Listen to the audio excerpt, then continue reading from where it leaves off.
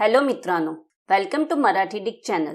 या चॅनलवर मी तुम्हाला अंग्रेजी शब्द बरोबर मराठी फुल फॉर्म पण शिकवणार।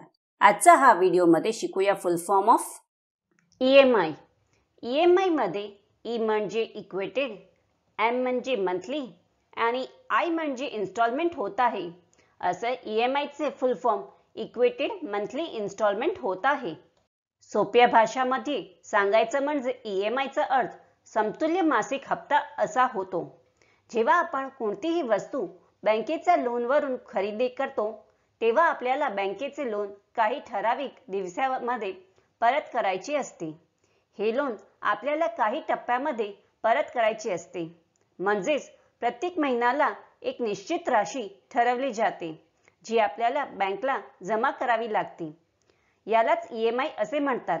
या प्रकारे आपण बँकेने दिलेले कर्ज परत करू शकतो।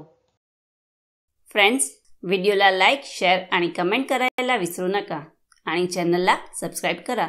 Thank you.